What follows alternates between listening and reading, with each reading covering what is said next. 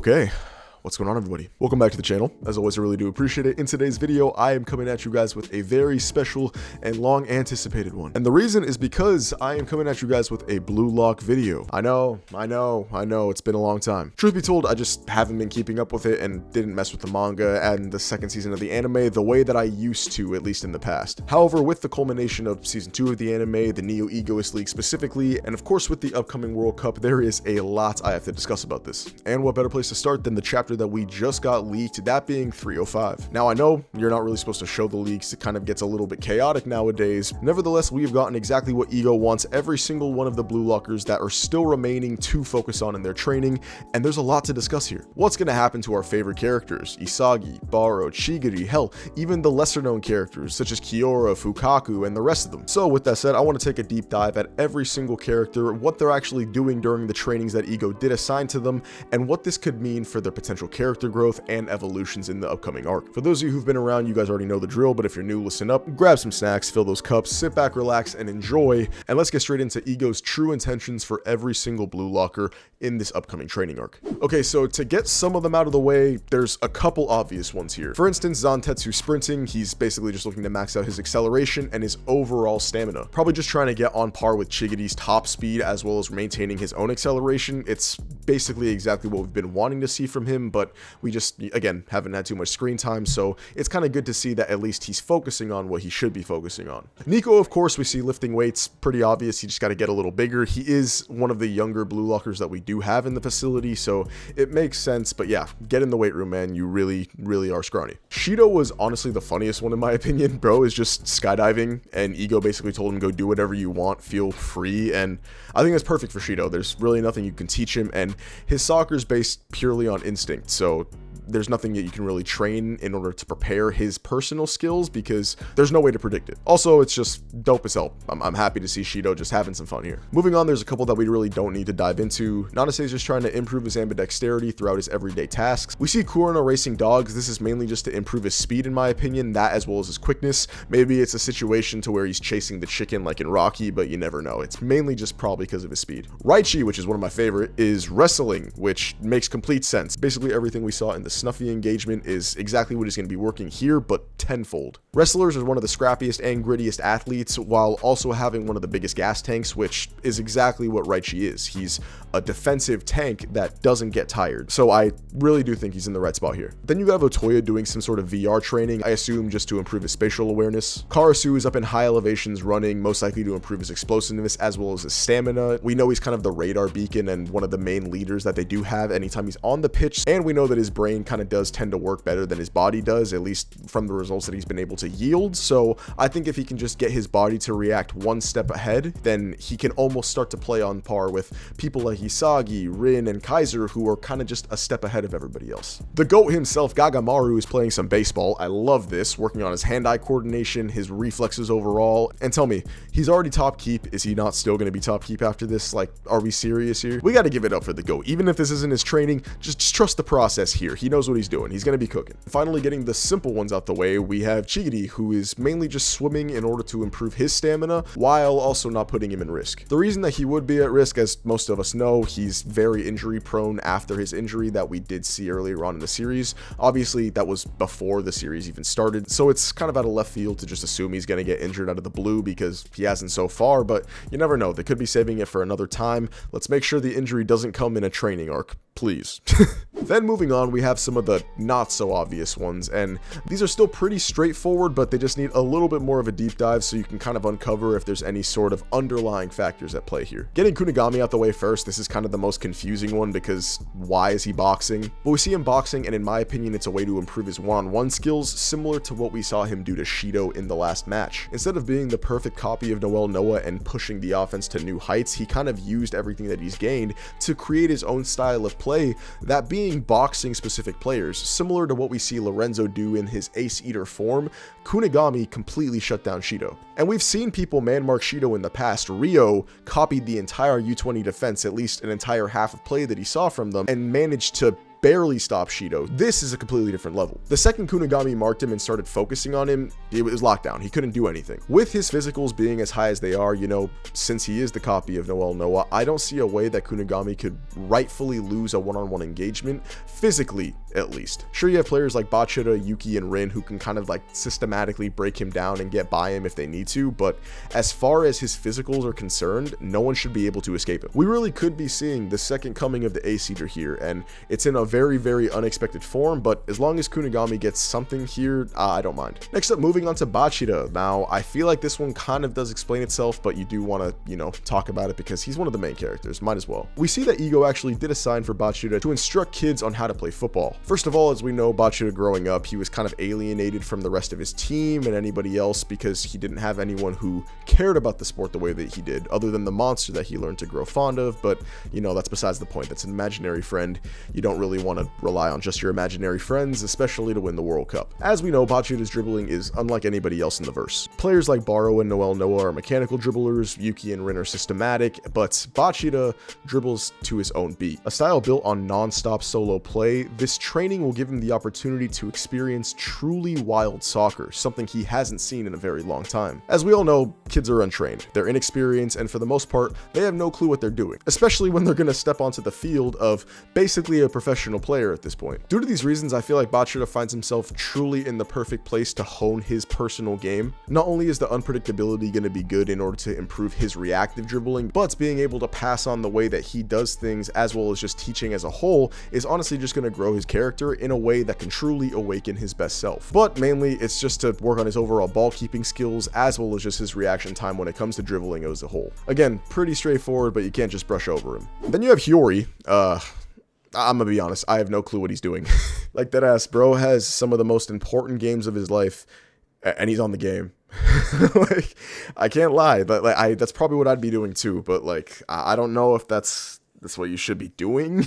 Then you have Kiora, who seems to be doing some sort of parkour. I'm still kind of on the floor that he's here instead of Nagi after doing one pass, but that's besides the point. Again, uniform to what most of these have been, playing into the skills of the specific players. When Kiora plays, it almost looks like he's breakdancing, and a lot of these moves are emulated from parkour. Not only this, but he's a smaller player, so he's gonna almost have to be climbing and jumping and maneuvering around all the players that are a lot bigger than him on the world stage. So for these reasons, honestly, parkour makes the most sense. Moving on, we have Ryu, who seems to be doing some sort of martial art. We see him using his hands, but it could be judo, maybe. So I was only thinking so because of the gi, but most martial arts wear gis, so I'll go myself. However, if judo is actually the case, then I see him using this as to become a more solid defender overall. And I mean that literally. As we know, his main strengths are going to be his jumping capabilities as well as just his reach, and that's something I can resonate with. I got some long ass limbs, boys, like it's kind of crazy. However, even though he does have these strengths, we saw him get Lil Boyd by Dada Silva multiple times in the World 5 match way back when.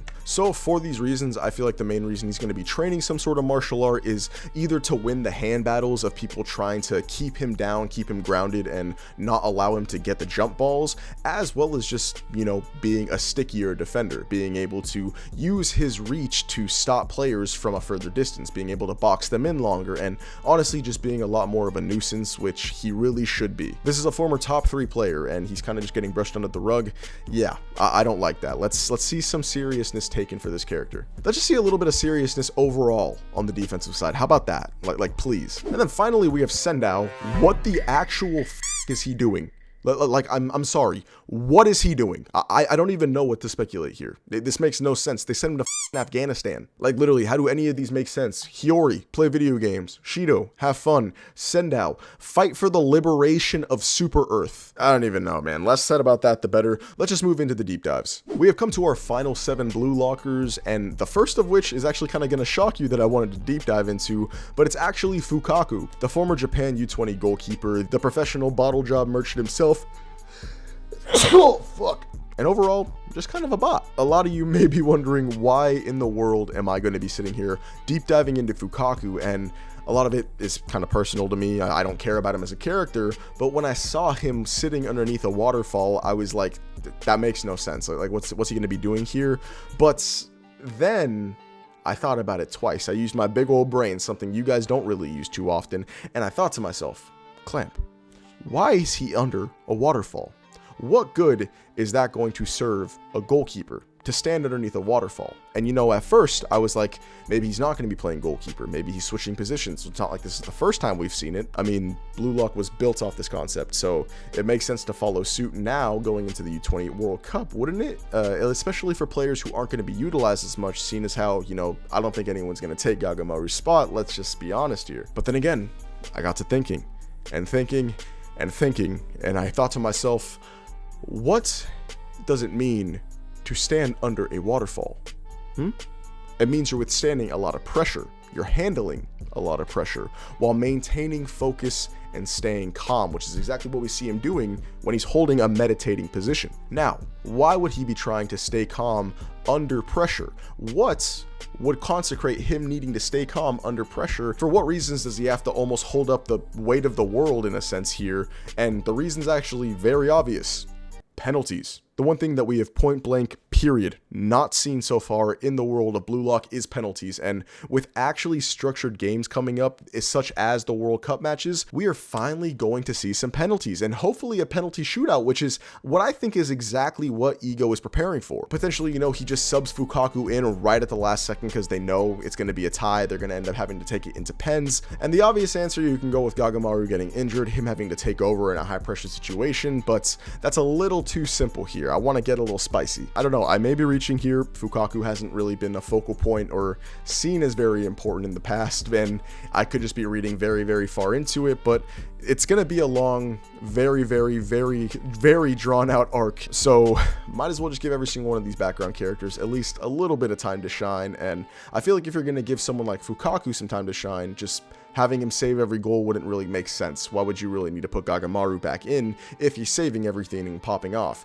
But in the situation of a penalty shootout, maybe Gagamaru can't take over. Maybe something happens, he gets injured, or maybe he even gets like sent off. I don't even know. I'm just trying to make stuff up here just to make sense of this. All signs do point to penalties, and I think it's honestly a pretty good conclusion to draw, seeing as how it's something we haven't seen yet. Next up, moving on, we have Yuki Miya, who, as we can see here, is learning Kendo. The reason I feel is rooted in Kendo's actual principles, as the sport is known for accurately and precisely exploiting weak points. Also, this could be calling back to his sword screw shot, as we did see he penetrated, pause, didn't mean it like that, penetrated the defense with his sword screw shot, which in the graphic was shown as a sword cutting through an impenetrable shield. Taking the imagery to a whole nother level here, he is now using an actual sword in combat to strike down his opponents with pinpoint precision after finding their weaknesses. Taking a look at his character overall, Yukimiya is known as a one-on-one emperor, a one-on-one maestro of sorts, and if it's ever a one-on-one situation, always bet on Yukimiya Kenyu. This is kind of an unwritten law of Blue Lock that we've come to know so far. So for as outlandish as it kind of seems at first, Kendo does make sense. He's not invading the Soul Society or anything here. Then next up, we have my boy, the GOAT himself, Oliver Aiku, who most of you are probably going to say, oh, this should have been in the simple one. He's literally just training and studying up on how to be a better leader. But I don't think that's all there is to it. If we're going to see actual character payoffs for all the characters that we've come to know and love, I mean, we've gotten backstories for every single one of them, so we might as well get a little bit of fan service, right? And keeping it in line with not just his character, but the story elements as a whole, Aiku's entire backstory is based on the fact that his true ego, his want to be a striker, was suppressed and cut down by all the coaches he's had in the past. Ego, as we know, is a coach like anybody else, and it makes sense that he would take a completely different approach with Aiku here, not just having him study up on how to be a better leader, how to lead a team better, maybe just defensive and offensive formations as a whole, but more than anything, he's doing two things at once here. He's reading and writing, two different sides of a spectrum that complement each other in the same regard, same way to offense and defense in football. Oliver Aiku has two different colored eyes, two different types of play styles, offensive and defensive minded. So why wouldn't he work on this? Why wouldn't he maximize his capabilities to become the best two-way player possible? On paper, he should be the best two-way player we have. I mean, obviously other than Rin, because Rin's just Rin. But stay with me here. Aiku's goated, and he should be a lot more goated than we've seen from him thus far. He's the former captain of the Japan U20 team. He should be the captain going into this World Cup, at least in my opinion, unless you want to make it Isagi, which does make sense, but still, Aiku has that leadership factor that I feel like a lot of them are lacking in, and he should be the pillar of the team itself, not just the defense, but the entire team here. Having your defensive-minded captain study up on not just how to be a leader, not just defensive tactics, but offensive tactics, brushing up on his own offensive capabilities and knowledge himself, and overall just learning how to do both at the exact same time while managing the entire team. That could be the purpose of what Aiku is studying for. Again, I could be reading a little too far into it, but that would be a huge payoff for a character that has not gotten the credit and recognition that he truly deserves. Moving on, we have my boy, Itoshi Rin. We see here that he's meditating for long periods of time, just trying to kind of get his patience up, but I feel like this is a little more simplistic than a lot of people are trying to give it credit for. I've seen a lot of people saying he's just trying to learn patience, he's trying to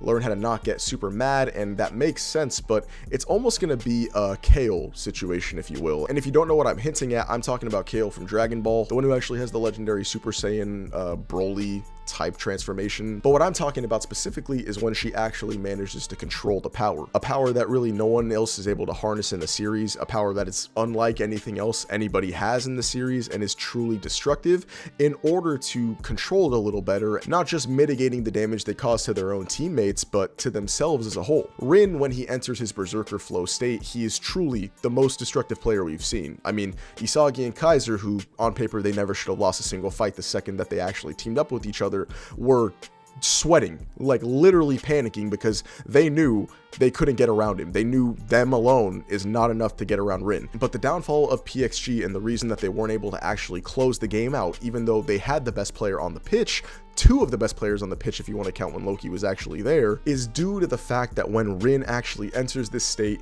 he's the most selfish player that he can possibly be. And he's not just the most selfish player that he can possibly be, but he's basically harming his teammates here. He doesn't pass, he basically takes the ball from everybody else, almost inflicting bodily harm if they try to steal it from him. He messes up the formation and the flow of everybody else's play. He's unpredictable from his teammates as well as the rest of the team. Honestly, it's just a recipe for disaster here, and even though it is sick to see, even though he himself is able to take over the game, you're talking about a world-class stage here. It's not going to be enough for you to do yourself, Rin. It wasn't in the World 5 match, it wasn't in the U20 match when you're trying to beat your brother on your own, and it's not going to be here. It's just not. So I feel like the long-term goal here is going to be for him to not just be able to control his anger, but overall harness the power of his berserker flow state, harness his innate destruction capabilities without going completely off the deep end and losing himself. And oh boy, when that happens, you better strap in, ladies and gentlemen, because he's already the best and he will prove to be the best yet again. Moving on, one of my personal favorites, Baro Shohei, playing some American football. Give it up. As someone who played football in high school, this had me absolutely geeked. I mean, I'm a huge NCAA and NFL fan, so anything American football, especially bringing it into Blue Lock, boom, you got me. I'm hooked instantly. That's the entire reason I'm making this video. Jokes aside, Baro is actually picking up the pigskin, and there is some serious connotations to be had here. Most people think it's going to be something just as simple as he's going to be bulking up, because as we know, American football players tend to be some of the bigger athletes that you do see in the world of sports, at least worldwide. And a Japanese soccer player like Baro could honestly really benefit, even though he is already, you know, one of the stronger and bigger players in the facility itself. It's going to be a completely different level of strength. But going a step further than that, there's no point in just sending him to an American football camp if he's just going to get bigger. I think that they're going to turn him into a running back here. Now, the reason I feel like this is the path he's going to take is for a couple different reasons. One, it feeds exactly into his own play style. Not only is he the only one that's going to be holding onto the ball, which is in Baro's dream world exactly what he'd be doing, but he's able to make plays and score virtually on his own, completely swaying the game in his favor, such as, you know, old King Baro would. On top of that, his overall footwork and elusiveness is going to become next level. We know he's one of the best dribblers already in the facility. He has some of the most effective dribbling that we've seen, period. So pairing him up with the footwork of, let's say, someone like LaShawn McCoy would be completely next level. Not even just the shiftiness here, but his ability to stay on the feet, his ability to break through actual physical contact, and overall his ball carrier vision, or his predator eye, if you will, something that is going to be the biggest focal point of improvement here. We already know Baro can score. We We know he can dribble, we know he has the physicals to back it up, we know he can do everything on the pitch. The question is, can he see through everything that the rest of the players who have an advantage over him can see, such as Isagi, such as Rin, those players who use their vision and their intellect in order to get a step ahead of everybody else. Can he match what they do? And in the world of football, he's given the perfect opportunity to if he lines up behind center. Not only does he have to quickly analyze which gap the line opens up for him, but he's going to have to analyze if there's a blitzing linebacker coming, if there's a pulling tackle, if there's an end blitzing off the edge, and quite frankly, how in the world can he just get to the end zone in whatever situation he finds himself in? All of this simply for the sake of Baro scoring his own goals and returning to his true kingly form. Ego told him plain and simple, if you want to become the king again, this is where you're going to do it. Therefore, he would need to improve his abilities in order to play the way that King Baro actually would. Only now, he's better than he ever was before. And then speaking of better than he ever was before, we have honestly one of the coolest ones in my opinion, that being Mikage Ryo. The task at hand, copy absolutely everybody. Not just one play, not just one player, every single player in the Blue Lock facility, be making himself into the true Swiss Army knife of the entire facility. This one's just sick. Point blank, period. I'm geeking out about this one. Welcome back, Kisei.